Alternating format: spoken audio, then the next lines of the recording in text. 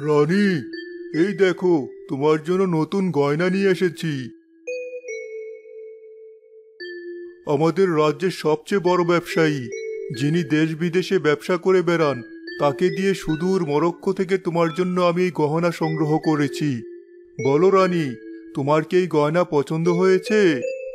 এটা সুন্দর, কিন্তু যতদিন না তুমি আমাকে মুক্তরানীর মাথার মুক্তোর তৈরি মালা না বানিয়ে দেবে, ততদিন আমার আর কোনো গয়না পছন্দ হবে না। কিন্তু সে তো বড়ই দুষ্প্রাপ্য রানী। সে আমি জানি, আমাকে খুশি করতে হলে সেই দুষ্প্রাপ্য জিনিসই এনে দিতে হবে। বেশ, আমি আমার যথাসাধ্য চেষ্টা করব।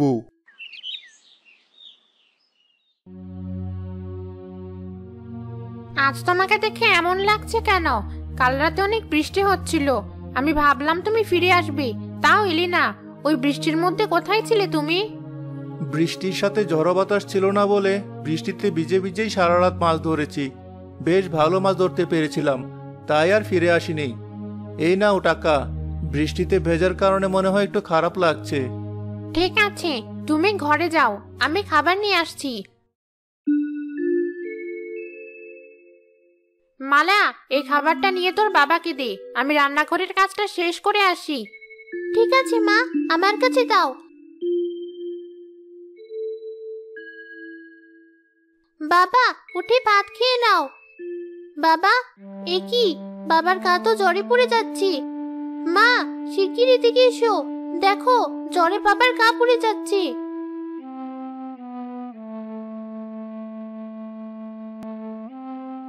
আরে তাই তো, এই লোকটাকে নিয়ে আমি আর পারি না।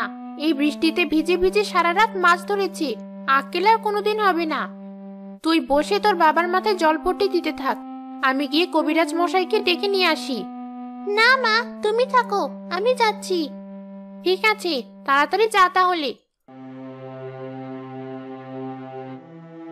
রাজামশাই, আপনাকে বড়ই চিন্তিত মনে হচ্ছে। কি হয়েছে বলবেন? কি আর বলবো বলো, সবই তো তুমি জানো। রানীর মাথায় চেপে আছে সে এক ভূত।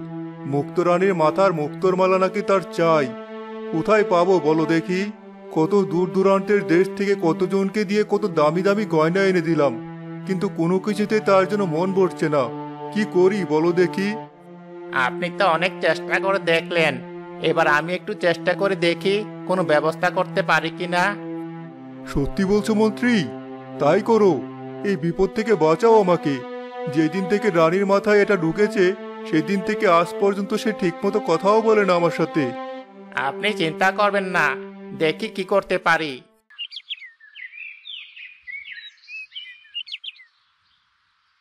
সারা রাত বৃষ্টিতে ভেজা জ্বর সারতে একটু সময় লাগবে, 15-20 দিনও লাগতে পারে। আবার ওষুধও খেতে হবে একটু দামি, তবে এই জ্বর সারবে, না হলে জ্বর আরো বেশি হবে। যা যা ওষুধ দিতে হয় দিন আপনি। ঠিক আছে, এই নাও।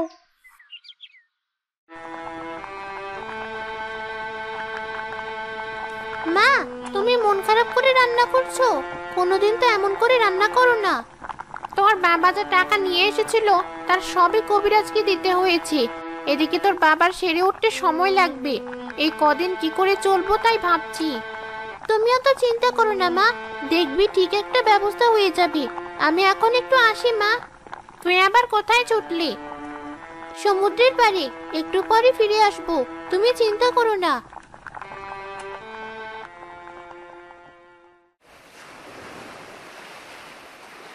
এই ঝিনুকগুলো সব আমি কুড়িয়ে নিয়ে যাব। অনেক হয়েছে, এখন এগুলোই নিয়ে যাই।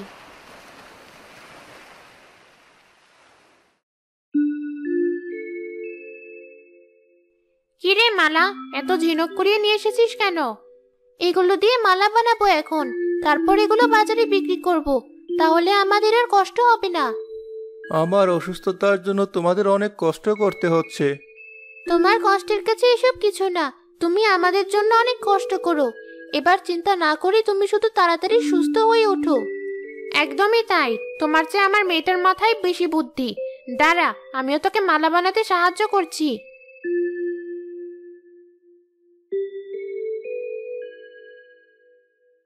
অনেক মালা হয়েছে, বাজারে গিয়ে বিক্রি করে আসি। মালা সে ঝিনুকের তৈরি মালাগুলো নিয়ে বাজারে যায়। বেশ কিছু মালা সে বিক্রি করে। এই যে মেয়ে, তোমার কাছে তো বেশ সুন্দর সুন্দর ঝিনুকের মালা দেখতে পাচ্ছি। তুমি কি মুক্তোর মালা বিক্রি করো? থাকলে আমাকে একটা দাও দেখি। আমি তো মুক্তোর মালা বিক্রি করি না। কি বলো? ঝিনুকের মালা বিক্রি করো আর মুক্তোর মালা বিক্রি করো না? এই ঝিনুকের মালা বিক্রি করে আর কত টাকা পাবে তুমি? মুক্তোর মালা বিক্রি করলে আরো অনেক টাকা পেতে।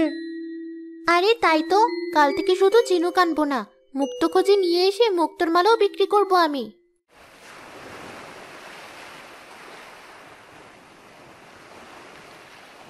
আরে এই তো মুক্তো। ওই ঝিনুকটা বেশ বড়, মনে হচ্ছে অনেকগুলো মুক্তো পাবো ওর ভেতরে। আমাকে ভেঙো না, ছেড়ে দাও আমাকে। আমি কি ভুল শুনছি? একটা ঝিনুক কি করে কথা বলতে পারে? হ্যাঁ বলতে পারে, আমি কথা বলছি। তুমি কি?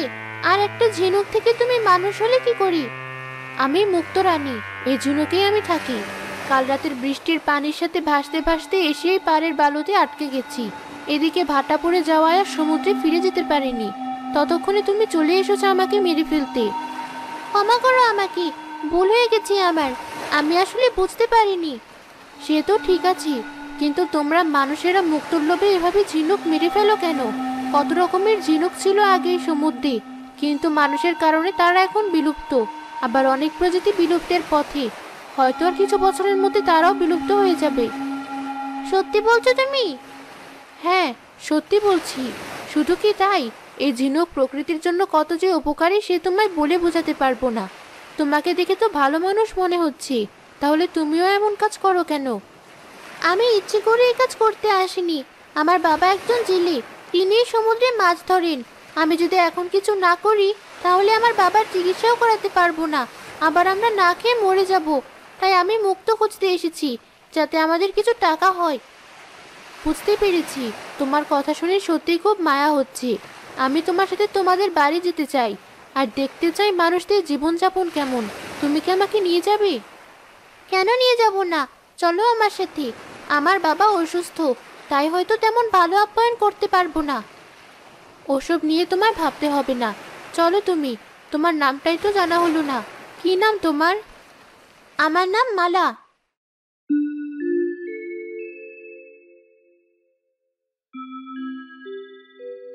এ তুই কাকে সাথে করে নিয়ে এসেছিস? কে ও? ওর পোশাক কেমন অদ্ভুত কেন?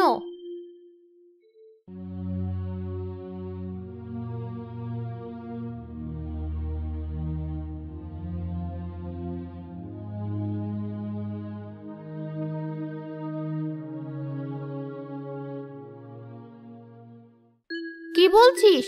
মুক্তো রানী? মা আসতে, এই কথা যেন কেউ জানতে না পারে। তাহলে মানুষ ওর ক্ষতি করার চেষ্টা করবে। ও আমাদের অতিথি, ওর ভালো মন্দ দেখার দায়িত্ব তো আমাদেরই। হ্যাঁ, ঠিকই বলেছিস তুই। তুমি বসো মা, তুমি আমার মেয়েরই মতো, কিছু মনে করো না তুমি। মা, আমি এই মালাগুলো বিক্রি করে বাজার করে নিয়ে আসি, তোমরা ততক্ষণ গল্প করো। এই কটা মালা বিক্রি করে কতই বা টাকা পাবে? এ নাও মুক্তোর মালা, এগুলো একদম আসল মুক্তোর মালা, অনেক দাম পাবে। এগুলো বিক্রি করে বাজার নিয়ে এসো। এত সুন্দর আর এত মুক্তোর মালা দেখি তো আমার চোখ ঝাপসা হয়ে যাচ্ছে। মালা আমার বন্ধু, ওর জন্য তো আমি এটুকু করতেই পারি। ঠিক আছে, আমি তাহলে আসি। আরে, এ তো দেখছি সোনার ডিম পাড়া হাঁস। একে এত সহজে হাতছাড়া করা যাবে না, আদর যত্ন করে আটকে রাখতে হবে। কিছুদিন এভাবে চলতে থাকলে আমরা বড়লোক হয়ে যাব। প্রথমে এনিয়ে বিনিয়ে আদায় করব, পরে দরকার হলে জোর করে আদায় করব। এই একটা সুযোগ বড়লোক হওয়ার, এমন সুযোগ জীবনে বারবার আসে না। কি ভাবছেন আপনি? ভাবছি তুমি এসেছো, অথচ অভাবের কারণে তোমাকে কিছু খেতেও দিতে পারছি না। ও নিয়ে ভাববেন না।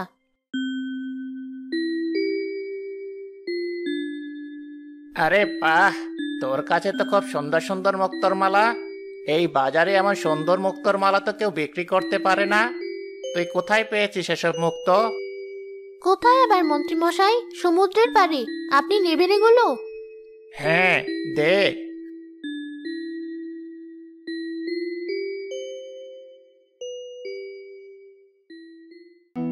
মেয়েটা তো চলে গেল, কিন্তু ওর কথা কেন যেন আমি কিছুতেই বিশ্বাস করতে পারছি না। এই মুক্ত কোনো যেই সেই মুক্ত হতেই পারে না। সমুদ্রের তলদেশের মুক্তর উজ্জ্বলতা এত বেশি থাকে না। আমাকে কিছু একটা ভাবতে হবে।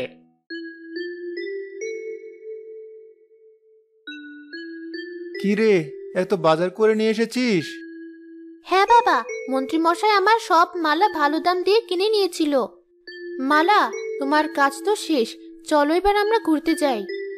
চলো, কিন্তু তার আগে তোমার এই পোশাক পরিবর্তন করে নাও, না হলে লোকে সন্দেহ করবে। ঠিক আছে, চলো এবার।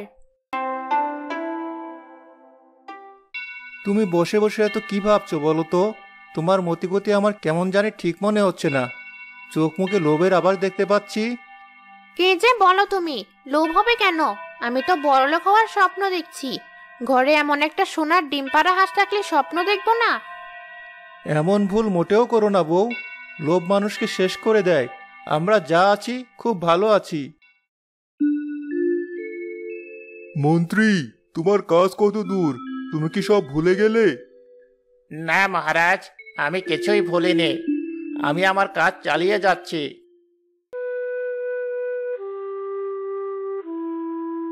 মালা, সত্যি করে বল, তুই এই মুক্তোর মালা কোথায় পাস? আমাকে বানিয়ে কোনো কথা বলবি না, কারণ আমি খুব ভালো করে জানি এগুলো তুই কোথা থেকে পেয়েছিস।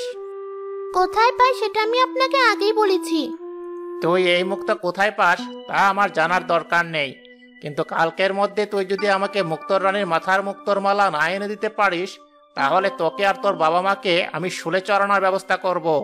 ভুলে যাস না, আমি মন্ত্রী, সবকিছুর খবর আমার কাছে থাকে।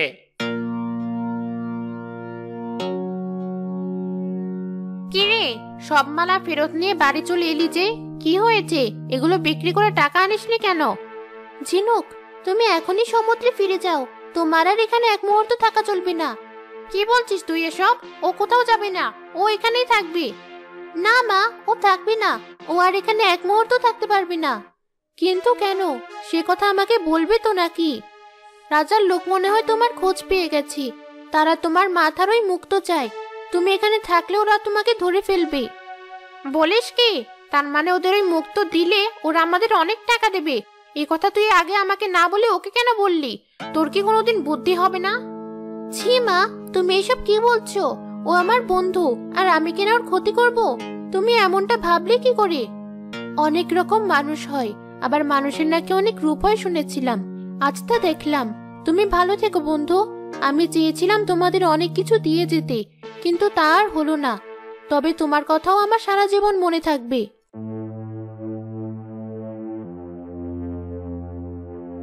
কিন্তু তোমার আর চলে যাওয়া হবে না চিনুক, আমরা চলে এসেছি।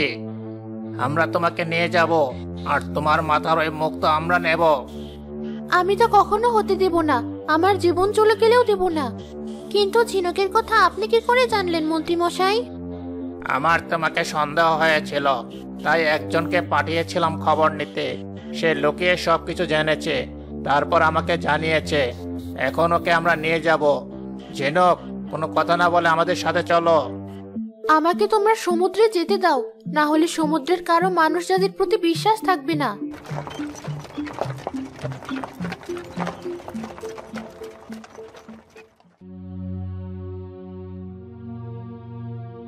তুমি চলে যাও ঝিনুক, এখানে আর এক মুহূর্ত দেরি করো না।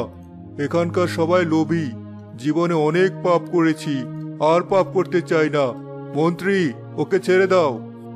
আমার মা হয়ে তুমি এত লোভী আমি তো জানতাম না।